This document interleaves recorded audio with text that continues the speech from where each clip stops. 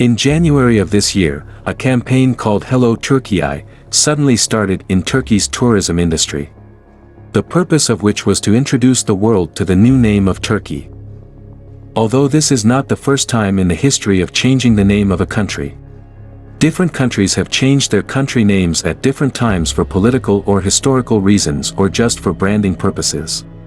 As Sri Lanka was formerly known as Ceylon, France was the French Republic, and Holland was renamed the Netherlands. No matter what reason any country changes their name, in Turkey's case is completely different.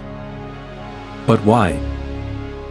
Because the year 2023 could be a game changer for Turkey. The Lausanne Treaty, signed by modern Turkey with the West nearly 100 years ago, is set to expire in 2023. However, some say that the Caliphate will be established in Turkey again, while others say that Turkey will become a Muslim superpower and occupy many territories of Syria and Iraq. Others say Turkey could begin extracting its own minerals once it pulls out of the Lausanne Treaty in 2023. So this year could be very important for Turkey. So how is Turkey going to be in the future? Why is the name change so important for Turkey? What is its purpose? Is Turkey going to implement a grand plan through this? In today's episode, we have found the answers to all such questions and are going to present to you some information that will make you a shock. So watch the entire video carefully without missing a single second. And if you are new to our channel, please subscribe and press the bell icon. So let's get started.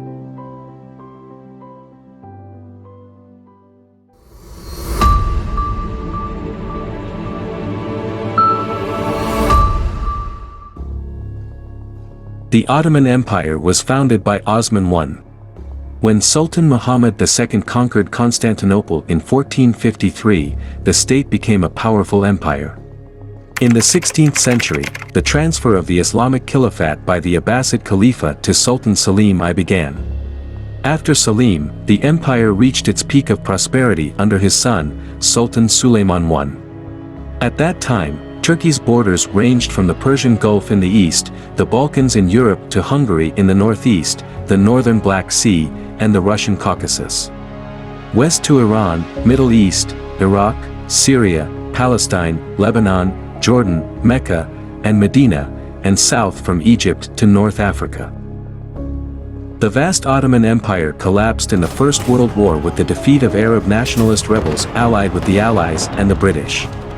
In 1922, as a result of the Turkish War of Independence, the Grand National Assembly declared the Ottoman Empire and the Islamic Caliphate abolished. And this is how the entire Ottoman Empire was slaughtered, and the last Caliphate of Muslims disappeared from the world. Following defeat in the First World War, the Allied powers led by Britain signed the Treaty of Lausanne in 1923 to prevent the overall development of Turkey. Through this, their identities were changed along with the imposition of various humiliating restrictions. Overnight, a self-sufficient nation becomes a completely illiterate nation. Through this agreement, the Ottoman Empire, one of the superpowers of the world at that time, was overthrown, and it was ensured that even after 100 years, the Turks could not try to restore their glory. In short, the Muslims were squeezed at that time. This agreement single-handedly made Turkey a crippled state in Europe. All heirs to the Ottoman Empire were exiled, some were secretly killed, and many disappeared. Their assets were confiscated.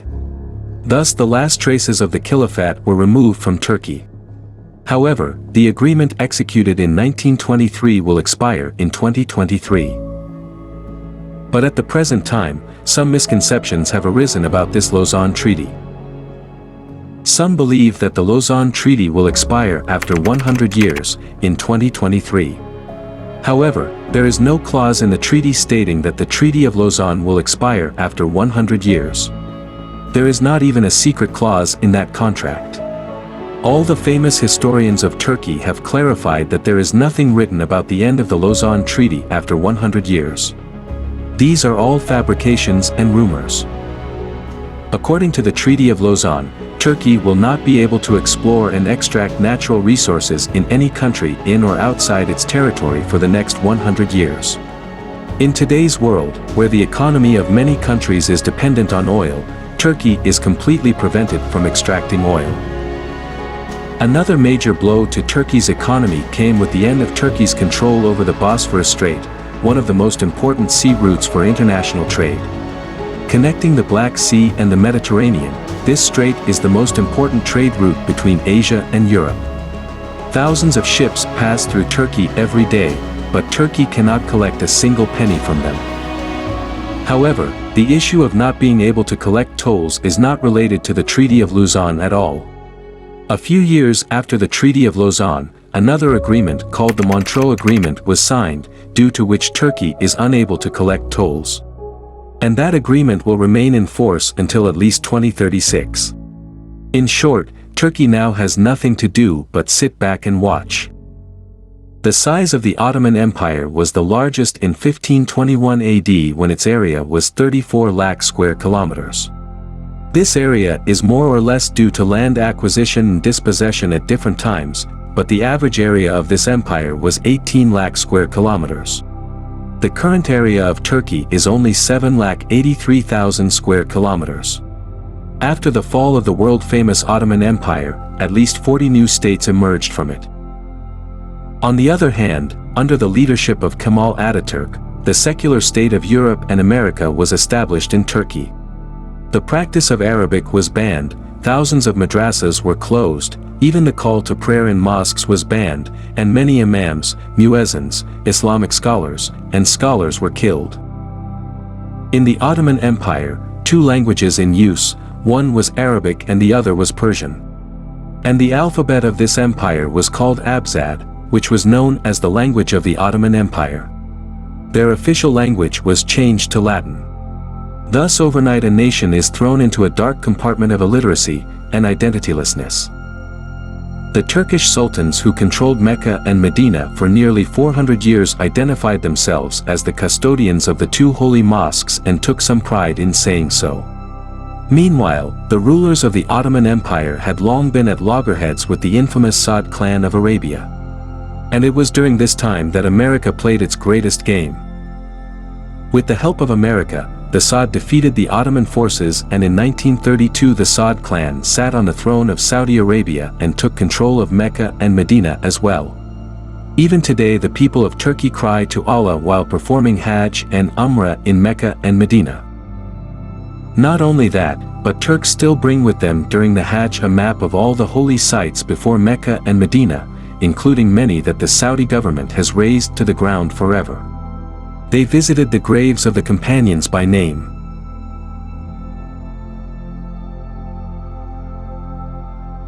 The question may arise in the minds of many, what action will Turkey take after the termination of the Lausanne Treaty?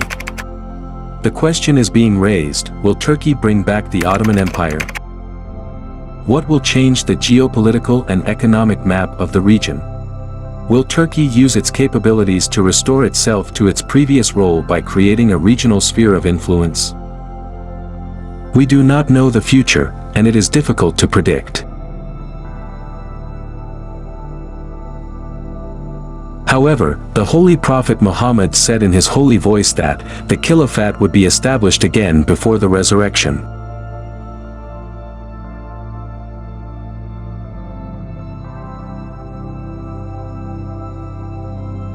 We are going to end today's video. We will discuss what will happen to Turkey's fate in our next video. Until then, stay with us.